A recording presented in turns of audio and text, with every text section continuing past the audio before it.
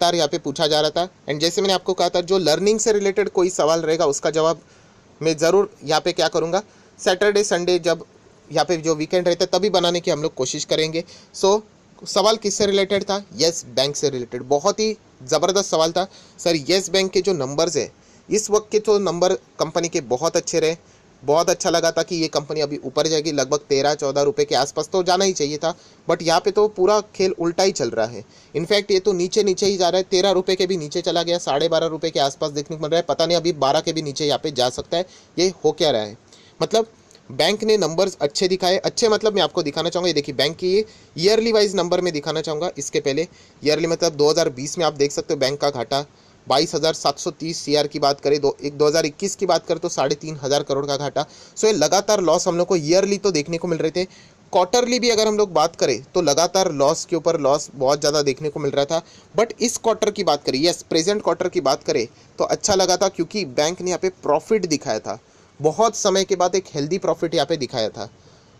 और उसके बाद यहाँ पे उम्मीदें अच्छी खासी जग चुकी थी कि येस बैंक में एक अच्छी खासी रिकवरी तो आएगी, चाहे हम लोगों ने लर्निंग पर्पज से रिलेटेड स्टॉक क्यों ना हो लिया हो। बट उसके बाद भी हम लोग को यहाँ पे गिरावट ही देखने को यहाँ पे मिल रही है। अगर मैं 5 दिन का भी चार्ट पैटर्न आपके सामने ओपन कर दूँ, ये देखिए लगभग 2% की गिरावट है एंड लगातार ये गिरावट देखने को ही मिल रही है। तो इसके पीछे का कारण क्या है? सो दोस्तों, इसके पीछे का कारण बहुत ही बड़ा है।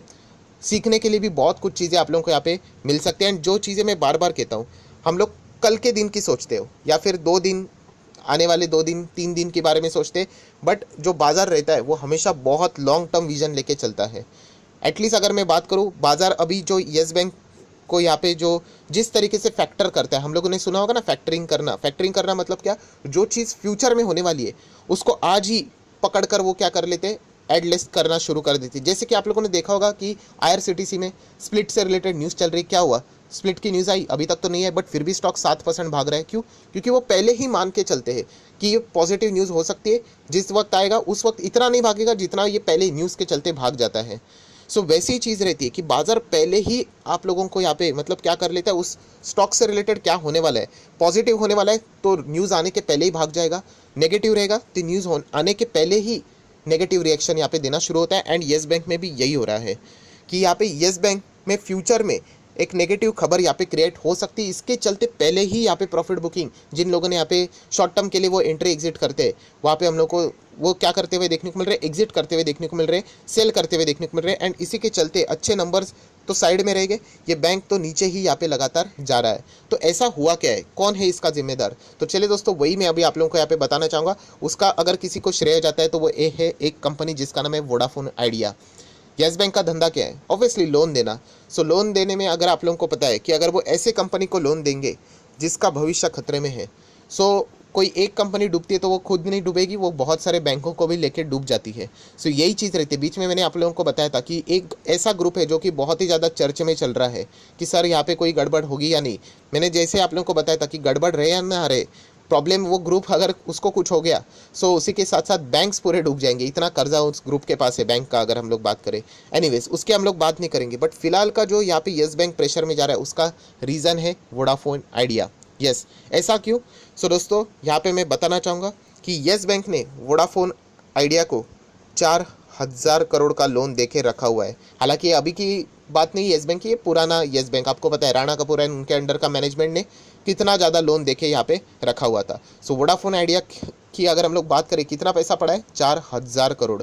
और दोस्तों, मैं एक चीज़ कहना चाहूँगा, ये अमाउंट मैटर नहीं करता है, मैटर ये करता है कि टोटल लोन बुक का कितना परसेंटेज दिया है। जो साइज़ रहता है ना लोन का, वो मैटर करता है। एंड यहाँ पे अगर मैं बात करूँ तो येस बैंक ने वोडाफोन आइडिया को जो 4,000 करोड़ का जो लोन दिया है वो कॉन्स्टिट्यूट करता है लगभग 2.4% उनके टोटल लोन बुक का, जो कि एक बहुत बड़ी साइज़ है। यस, तो हम लोग ज़रूर कह सकते हैं इसके चलते यहाँ पे येस बैंक प्रेशर में क्यों है? क्योंकि वोडाफोन आइडिया का अस्तित्व ही अभी खतरे में यहाँ पे आ चुका है। एंड जब भी अस्तित्व खतरे में आ जाता है कि ये चलेगा नहीं चलेगा, गोइंग कंसर्न खतरे में आता है, चलेगा नहीं चलेगा, खुद इनके चेयरमैन ने स्टेप डाउन यहाँ पे कर दिया है, कुमार मंगलम बिरला जी।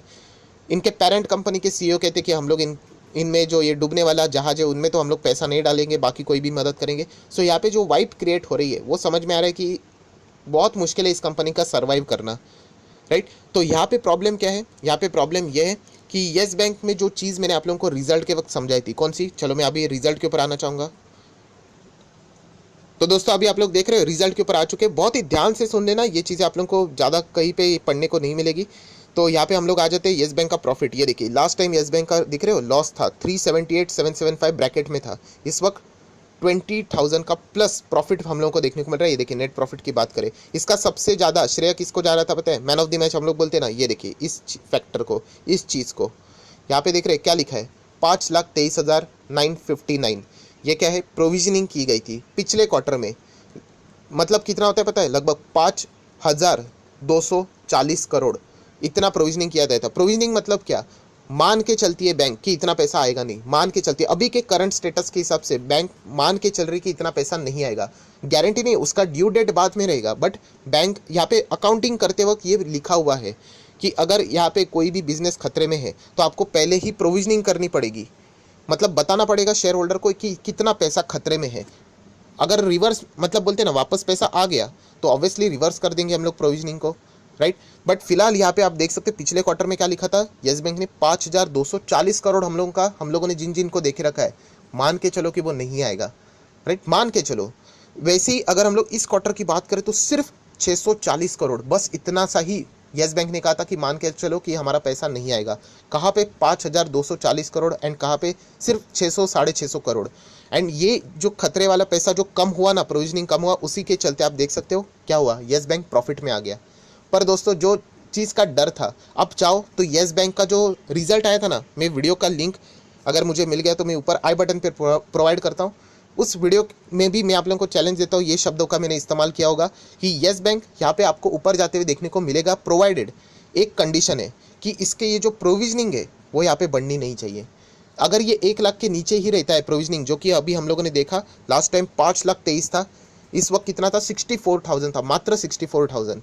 ये 1 लाख के ऊपर तो जाना नहीं चाहिए, एंड अगर ये गया तो वापस समझ लेना ये जो प्रॉफिट है वो यहाँ पे गायब भी हो सकता है, यहाँ पे लॉस भी आ सकता है। एंड इसी बात का खतरा अभी येस बैंक के ऊपर यहाँ पे आ चुका है। क्या कंपनी के नंबर्स आए, कौन से, Q1 के हो चुके, Q2 की बात अभी चल रही है, यहाँ पे आए, बिल्कुल भी नहीं आए, Q2 के नंबर आएंगे तभी आएंगे। बट यहाँ पे जो स्मार्ट लोग हैं उनको पता चला कि यहाँ पे जो प्रोविजनिंग है अभी येस बैंक की ओर से यहाँ पे करनी पड़ सकती है, क्योंकि वोडाफोन आइडिया की हालत बहुत ख़राब है और 4,000 करोड़ दे के रखा हुआ है, उसमें से कितना प्रोविजनिंग ऑलरेडी किया हुआ है वो तो पता नहीं है। क्योंकि येस बैंक का एक बात बताना चाहूँगा, वोडाफोन आइडिया की एक बात अच्छी थी कि उन्होंने अभी तक यहाँ पे डिफ़ॉल्ट नहीं किया था, वो एनपी अभी तक बहुत सारे इसमें घोषित नहीं हुए, वो पैसा यहाँ पे ज़रूर दे रहे हैं, बट जो उसकी स्थिति देखी जा रही है वो ये तो बात पक्की है कि आज नहीं तो कल नहीं तो प्रॉब्लम हो जाएगी, यहाँ पे बैंकक्रप्सी की ओर भी वो जा सकते हैं। एंड अगर उन्होंने वो फाइल किया तो फिर मतलब जिन बैंक्स ने इनको ज़्यादा पैसा दे के रखा है वोडाफोन आइडिया, उन बैंक की तो बैंड ही बज गई, समझ लेना। सो ये सबसे बड़ा अभी हम कहते हैं ना लटकती हुई तलवार अभी इन बैंक्स के ऊपर है जिन्होंने वोडाफोन आइडिया को ज़्यादा पैसे दे के रखा हुआ है, एंड प्रोविजनिंग भी उन्होंने ज़्यादा चार्ज नहीं किया होगा क्योंकि एनपीएस भी अभी तक वो घोषित नहीं किए गए थे। सो ये सबसे बड़ा खतरा है। जैसे मैंने आपको कहा ना कि यहाँ पे अभी कितना 4,000 करोड़ दे के रखा हुआ था, अभी पूरा का पूरा तो वो कहेंगे नहीं क्योंकि अभी भी वोडाफोन आइडिया चल तो रहा है, उसको बचाने की कोशिश तो चल रही है किधर से भी हो जाए, बट स्टिल वो पूरा का पूरा यहाँ पे क्या करेंगे, अगर मैं यहाँ पे बात करता हूँ कुछ ना कुछ तो उनको अभी एज अ प्रोविजनिंग तो यहाँ पे दिखाना पड़ सकता है। परसेंटेज की अगर मैं बात करूँ 10%, 15%, 20, 30, 40, 50 जैसे उनको लगता है वैसे, बट जितना भी अगर वो परसेंटेज यहाँ पे प्रोविजनिंग रिकॉर्ड करेंगे, समझ लेना कि आने वाले नेक्स्ट Q2 येस बैंक वापस लॉस दिखा सकता है। एंड इसी डर के कारण यहाँ पे हम लोग को वो स्टॉक अच्छे नंबर आने के बावजूद भागते हुए देखने को नहीं मिल रहा है। सो दोस्तों इस तरीके की चीज़ें सीखने को मिलती है, इसलिए मैं कहता हूँ कि अगर कोई ऐसा स्टॉक भी रहेगा आप सीखने के लिए ज़रूर ऐसे स्टॉक्स को यहाँ पे सीरियसली स्टडी कर सकते हो। सो ये सबसे बड़ा मेन कारण है कि येस बैंक के नंबर तो अच्छे आ गए, नो डाउट, बट फ्यूचर यहाँ पे बताया जा रहा है कि Q2 के नंबर्स में वापस हम लोग को जो Q1 में येस बैंक ने अचीव किया था वो वापस पानी में चला जाएगा, यही खतरा देखने को मिल रहा है। एंड जैसे मैंने आप लोगों को कहा था कि येस बैंक इतना आसान नहीं है जो बताया जाता है ना कि 100 जाएगा, 200 जाएगा, 1000 जाएगा, बेतुकी बात है ये, क्योंकि जो पुराने मैनेजमेंट ने जो इनको पैसा देके रखा हुआ है अलग अलग कंपनीज़ को, वो इतना मतलब खतरे में है जो कि आप लोगों को यहाँ पे पता है। एंड मैक्सिमम कंपनी का प्रोविजनिंग तो हो चुका है बट अभी भी बहुत सारे कंपनी का प्रोविजनिंग बाकी है। सो जब भी इस तरीके की खबरें आएंगी येस बैंक की यहाँ पे बैंड बजने वाले हैं, एंड इसीलिए उसको वापस रिकवर करने के लिए भी बहुत दिक्कतें होने वाली है, जो कि ये बेस्ट एग्जांपल है, अभी आप लोग यहाँ पे देख सकते हो। आप सभी लोगों को जैसे मैंने कहा कि येस बैंक भी डूबते साथ एक और कंपनी हम लोग को नीचे जाते हुए देखने को मिली थी, DHFL। आपको पता है DHFL में फ्रॉड से रिलेटेड न्यूज़ सामने आ गई, तो येस बैंक भी डूब गया। क्यों पता है? क्योंकि DHFL को कितना पैसा दिया था पता है येस बैंक ने? अपने ही टोटल लोन बुक का 10% से भी ज़्यादा। आप अंदाज़ा लगाइए कितने करोड़ों का वहाँ पे पैसा उनके पास था, DHFL के पास था, येस बैंक का। सो इसीलिए DHFL डूबा, उसी के वक्त येस बैंक भी डूब गया। एक साथ दोनों का चार्ट पैटर्न देख लेना एक ही टाइम पे, ये रीज़न है। एंड वोडाफोन आइडिया को तो सिर्फ 2.4% दिया है। तो ये सबसे मेन रीज़न था कि येस बैंक क्यों इतना 500-400 पे चलने वाला बैंक 10 रुपये पे आया था। ये रीज़न था क्योंकि DHFL को 10% दिया था एक ही लोन बुक। आप अंदाज़ा लगा सकते कितना रिस्की बिजनेस था ये। कॉर्पोरेट्स के साथ ये लोन यहाँ पे करते थे। हालांकि ये चीज़ें अभी चेंज करने की कोशिश चल रही है। जो मिस्टर कुमार है, जो कि करंट MD एंड CEO है येस बैंक के, वो रिटेल लोन की ओर ज़्यादा फोकस यहाँ पे कर रहे हैं। बट ये कुछ पॉइंट्स है जो कि आपको पता है यहाँ पे होने चाहिए। सो दोस्तों, आशा करता हूँ आप लोगों को पता चल गया होगा कि येस बैंक के नंबर Q1 के अच्छे आने के बावजूद भी येस बैंक अच्छा क्यों नहीं परफॉर्मेंस दे रहा है। तो उसका श्रेय यहाँ पे जाता है वोडाफोन आइडिया।